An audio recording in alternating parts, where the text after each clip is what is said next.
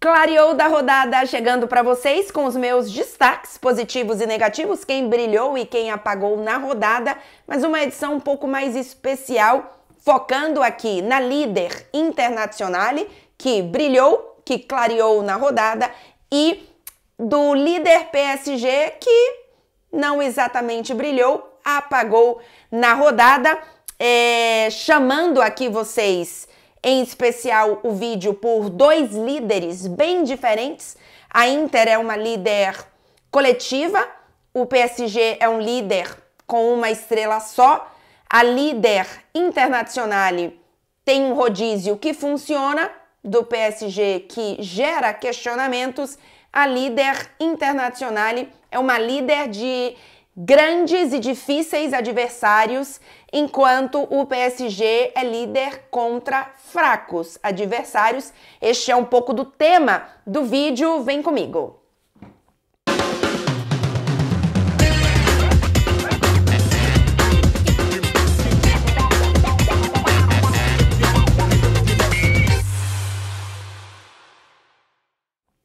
Muito bem, então, rapidamente, confere se está inscrito no canal. Se não, se inscreve, super me ajuda aqui. E não esquece de deixar o like no vídeo se você gostar. Muito bem, vou começar falando por quem brilhou, por quem clareou. Depois vou para o PSG e aí vou fazer um pouco de uma comparação por aqui. Então, se você veio só pela Inter, fica até o fim do vídeo, porque eu vou falar um pouco mais. E se você veio pelo PSG também, não separem o vídeo em duas partes, porque vou mesclar aí um pouco dessa análise que resolvi fazer, puxando um pouco por essa questão de serem dois líderes e dois times que serão campeões nacionais, mas de uma forma bem diferente. A Inter venceu o Bolonha por 1-0 com um gol do Bissek, que é um zagueiro. Já tem aí no placar informações interessantes, né? Primeiro, um zagueiro marcando e segundo, um zagueiro que não é titular. Então, é tema deste vídeo por aqui. A Inter chega à sua 13ª vitória consecutiva no campeonato italiano. São 16 pontos para o vice-líder Milan, que, atenção, venceu na rodada e, por conta do empate da Juventus, ganhou a vice-liderança, né? A Juventus vem de um momento terrível. Eu não consegui assistir o empate da Juventus com a Atalanta na rodada, porque foi justamente durante o Melhor Futebol do Mundo, o programa da TNT, e não consegui também assistir o jogo do Milan, que foi vitória, mas que foi logo depois do jogo do PSG neste domingo, e eu estava na zona mista. Então, também um motivo pelo qual estou fazendo esse vídeo mais focado nestas duas partidas. 16 pontos então para o vice-líder Milan, 17 pontos para a Juventus e 24 pontos para o Bolonha. Parece, neste momento, os 4 times que irão para a Liga dos Campeões, do Bolonha fazendo uma grandíssima temporada. Vocês já me viram falar do Bolonha diversas vezes aqui no canal, tem vídeo específico sobre o Bolonha. E neste momento, se a gente pegar um recorte aí dos últimos 8 partidas do campeonato italiano, Bolonha e Inter eram as duas equipes com melhor aproveitamento num recorte recente do campeonato italiano. E, para mim, de fato, são as duas melhores equipes do campeonato italiano nesse momento, ainda que o Bolonha esteja na 4ª colocação, porque o trabalho que o Thiago Motta faz é um trabalho muito bom. É um time muito organizado, que tem jogadores muito interessantes, em especial o Zirkzee, é um jogador para a gente ficar de olho, já falei dele aqui, para, inclusive, mercado de próxima temporada. Vamos ver se o Bolonha vai conseguir segurar, quem que vai chegar para tentar levar o Zirkzee do futebol italiano. E é um time que, ainda que tenha passado por um momento pior na temporada, é um time que joga muito bem, é um time muito organizado e como trabalho, para mim, junto com a Inter, abaixo da Inter, claro, mas junto com a Inter, os dois melhores trabalhos dessa temporada no futebol italiano. A Internazionale poupou jogadores, inclusive, diante do Bolonha, ou melhor, fez um rodízio, porque a verdade é que mesmo quando a Inter poupa jogadores do que aqueles que a gente considera titulares, a Inter mantém o mesmo estilo de jogo, a mesma qualidade tática, a mesma qualidade coletiva, ainda que tecnicamente a gente possa entender que alguns jogadores reservas têm uma qualidade técnica abaixo, em especial, já falei isso aqui, como sendo talvez o ponto fraco da Internazionale, os atacantes. Acho que o ataque reserva, ele é bastante abaixo do ataque titular, mas ainda assim o coletivo da Inter consegue manter essa Inter vencendo nos jogos em que acontece esse rodízio. Foi uma Inter que jogou de forma muito madura. A gente teve na partida alguns momentos alternando de Bolonha pressionando um pouco mais e a Inter se segurando, e outros momentos em que foi a Inter que teve a posse de bola e que conseguiu encontrar diversas vezes o espaço para ser perigosa, ainda que tenha vencido por 1-0 apenas, com o Bolonha que estava organizado ali atrás, mas ainda assim a Inter conseguiu encontrar espaços. Eu destaquei aqui no gol o fato de ter sido um gol de zagueiro e ter sido um gol de zagueiro reserva. É um gol que a gente claramente poderia ter esperado do Pavard, que na maioria das vezes faz o trio de zaga, um pouco mais pelo lado direito. E o passe foi do Bastoni, outro zagueiro. O Bastoni faz um cruzamento, assim, espetacular para o Bissek, que finaliza e abre o placar para a Internazionale. Não é nenhuma surpresa a participação dos zagueiros no ataque. A sensação é que os 10 jogadores da Inter atacam e os 10 jogadores da Inter defendem. A zaga participa muito pelas laterais, tá sempre entrando na área e com isso a Inter, apesar disso, a Inter consegue se equilibrar, e isso não muda mesmo a gente tendo o Bissek, que é um zagueiro reserva, jogando, porque o esquema coletivo, ele é igual. As jogadas, a forma como a Inter encara as transições, os momentos dos jogos, isso não muda. E é incrível que a Inter consiga fazer isso, já dando aqui um pitaquinho pro jogo de Liga dos Campeões. O Atlético vem num momento ruim, cara. Liga dos Campeões, agora é um jogo só, né, já que já tivemos o primeiro. Eu não consigo ver essa Internazionale perdendo por 2 gols de diferença para esse Atlético de Madrid, tá? Não consigo ver isso acontecer. Tem a melhor zaga das ligas europeias, tem zaga em termos de números mesmo, tem o melhor ataque das ligas europeias, atrás apenas do Bayern de Munique. Então, não consigo ver isso acontecendo, mas claro que é futebol. Pode acontecer? Pode. Mas para mim é muito difícil que aconteça.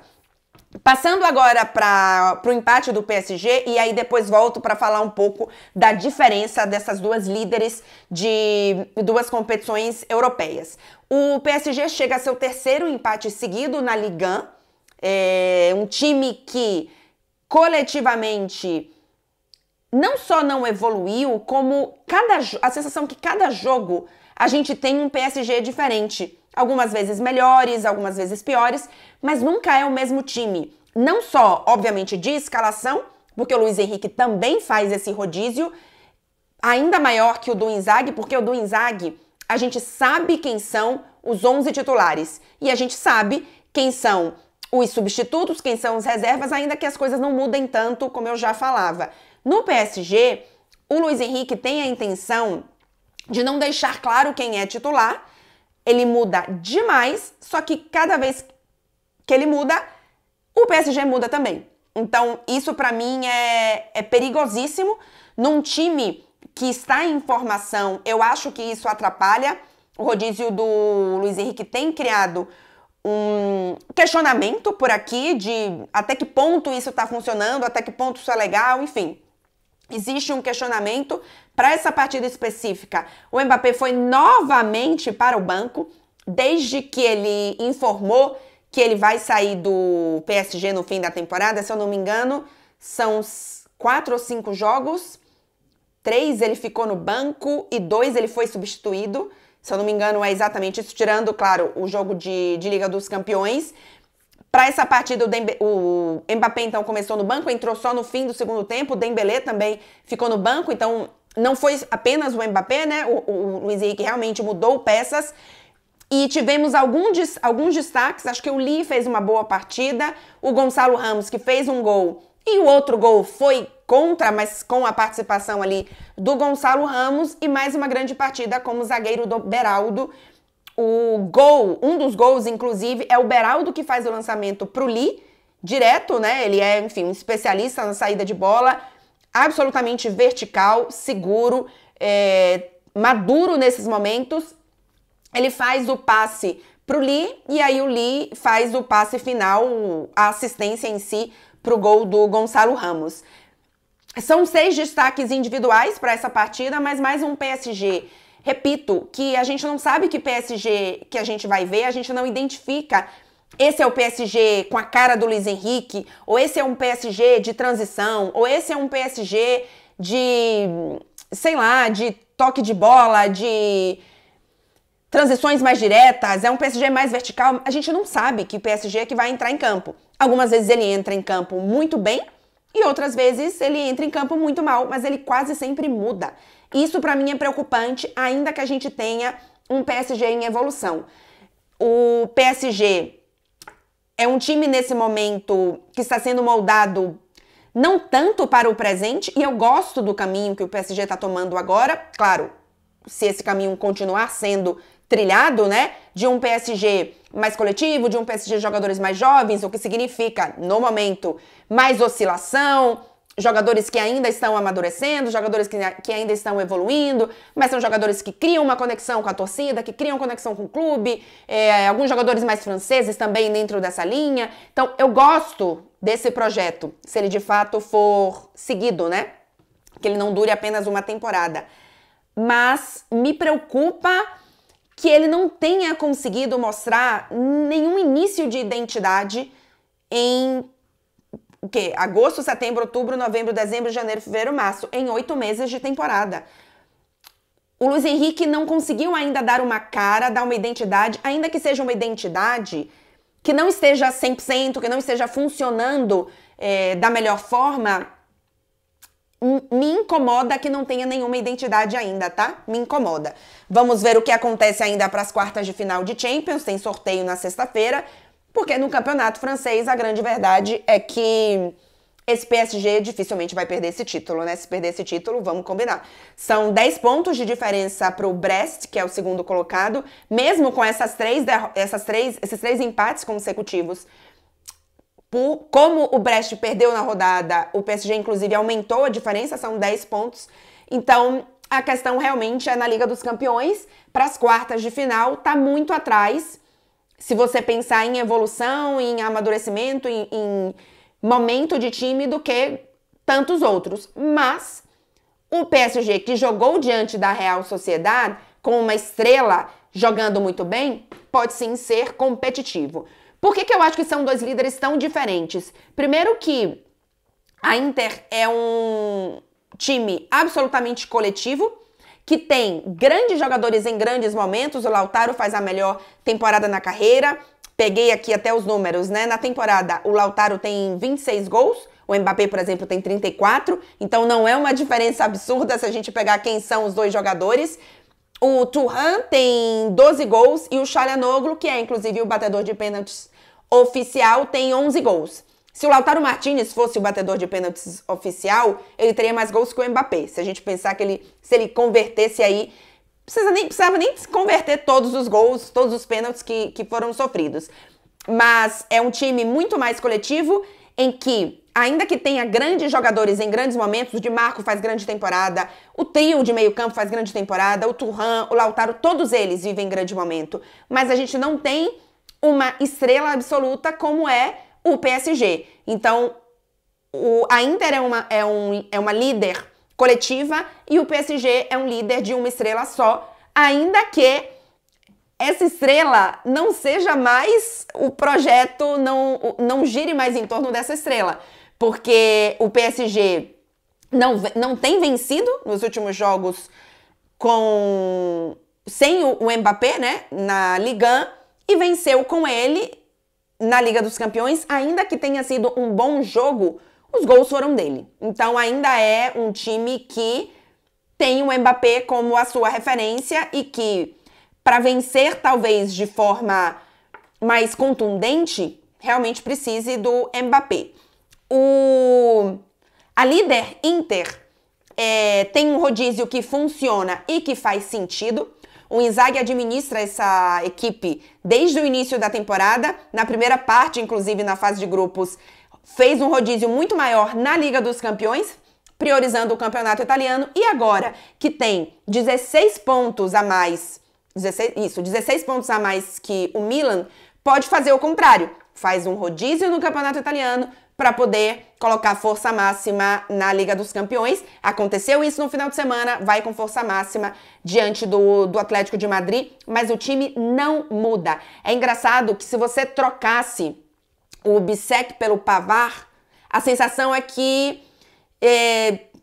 se você não me diz que é o Bissek que fez aquele gol, eu digo, beleza, esse gol foi marcado pelo Pavard, problema nenhum. A forma que a Inter chegou nesse gol, ela é perfeita com o time titular. E ela foi perfeita também com algumas peças trocadas, enquanto o rodízio do PSG é um rodízio que, repito aqui, gera muitos questionamentos e falei já um pouco mais sobre isso. E por fim, a gente tem uma Internazionale que é líder num campeonato competitivo, que tem, nos últimos 4 anos, 4 campeões diferentes, que tem grandíssimos trabalhos, que tem um próprio Bolonha fazendo uma grande temporada, com um ótimo trabalho do Thiago Motta, que tem um Milan, que ainda que tenha seus altos e baixos, tem grandes jogadores e já teve momentos melhores na temporada, em especial no início, que tem uma Juventus, que eu não vejo futuro, mas que mostrou competitividade, especialmente na primeira metade da temporada, que tem uma Atalanta com um grande trabalho, mais uma vez, do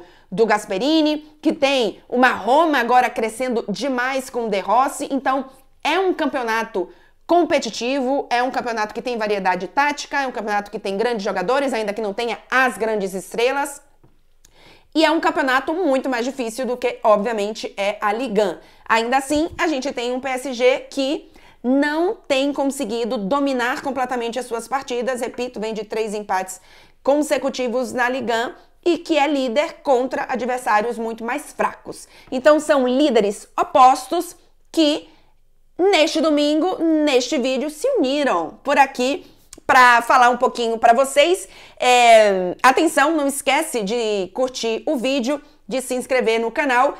Essa semana a gente tem Liga dos Campeões. Estarei em Barcelona, não para fazer cobertura pela TNT, mas também para assistir a partida. Então, vou fazer vídeos para vocês pós-jogos na terça-feira. Não sei ainda se vou fazer logo depois do jogo no estádio, do lado de fora, enfim, não sei ainda como vai ser. Perdão. E na quarta-feira faço da Internazionale, aí sim vai ser um pouco mais tranquilo, porque obviamente não estarei em estádio. E é isso. Também abro caixinha de perguntas na quarta para responder na quinta para vocês, e sexta-feira tem sorteio, então na sexta também vai ter vídeo novo no canal, obviamente para falar do chaveamento e do sorteio da Liga dos Campeões das quartas de final. É isso, meu povo. Até o próximo vídeo. Boa semana para vocês. Boa semana de Liga dos Campeões.